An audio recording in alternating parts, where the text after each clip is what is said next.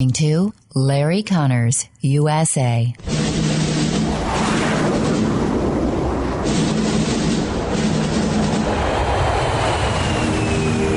You want answers? I think I'm entitled. You want answers? I want the truth! You can't handle the truth. This is Larry Conners USA. Larry Conners USA.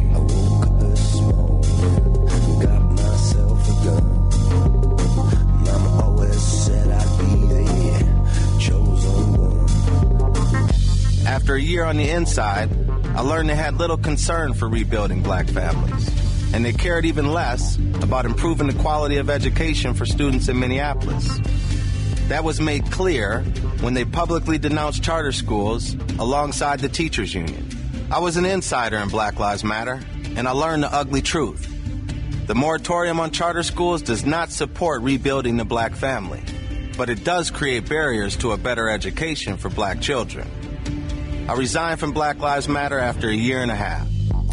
That's a statement from Richard Turner, BLM founder of the St. Paul, Minnesota Black Lives Matter chapter. This is June 1st, 2021. We have a Texas voting law that's under consideration that they tried to get through the other day that Democrats were fighting against, that the governor of Texas is going to have to call a special election. Now, I tie that into this concern about BLM and the entire effort right now to make sure that our country becomes more united, not more divided.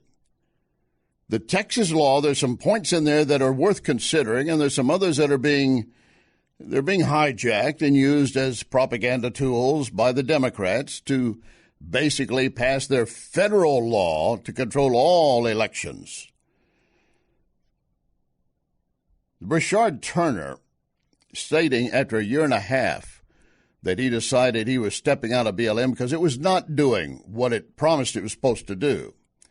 And we've had similar discussions like that, but here's a guy who said, I was there for a year and a half, and I saw what was going on and how money is being spent and who was not getting helped, and it was not the people of the community, which we've stressed over and over again. And, of course, we pointed out to you the other day, Friday, that the co-founder, Patrisse Cullors, had resigned, saying that she was going to focus on other things right now. She's got a book, a movie project. I mean, this is an avowed, even self-professed Marxist, but she's got millions of dollars now out of BLM, and she's set for life. She doesn't need to talk about sharing the wealth anymore, and she's not interested in doing so. We're going to get into that in more detail as we move through the next 2 hours. President Biden today is going to Oklahoma, Tulsa, Oklahoma. And he declared yesterday, May 31st, a day of remembrance of the 100th anniversary of the Tulsa Massacre. 2 days of violence and blacks being massacred in Tulsa, Oklahoma in 1921. I was talking to someone yesterday, and they said, I don't think I ever heard about this before. I'm thinking back on my school. I don't remember anything. What, did they teach it and I didn't get it? I didn't hear it. I said, I doubt that it was ever taught. So it's a good thing that we're examining it now. Because as much as I'm against pulling down statues of Robert E. Lee and Confederate generals and so forth, because that's part of history, this is also part of history. But the grounds of where this massacre took place in 1921 have already been paved over and made into something else, but they could still erect something, and we do need to spend time on what happened and what was behind it. We're also going to look at the latest on the COVID and vaccine updates, some concerns that there might be real additional problems with some of the vaccines.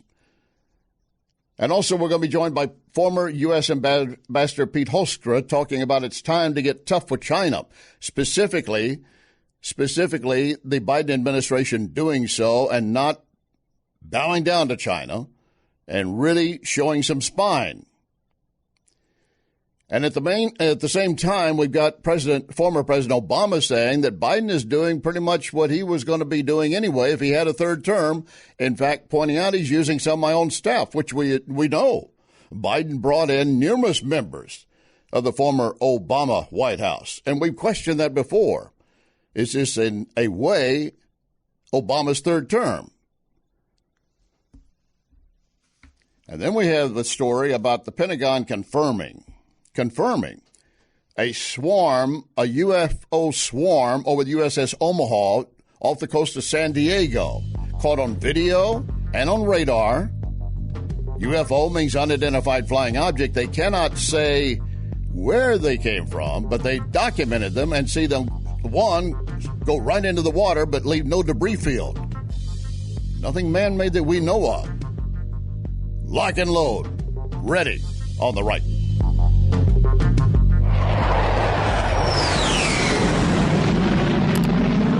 You can email Larry at LarryConnersUSA@gmail.com. LarryConnersUSA@gmail.com.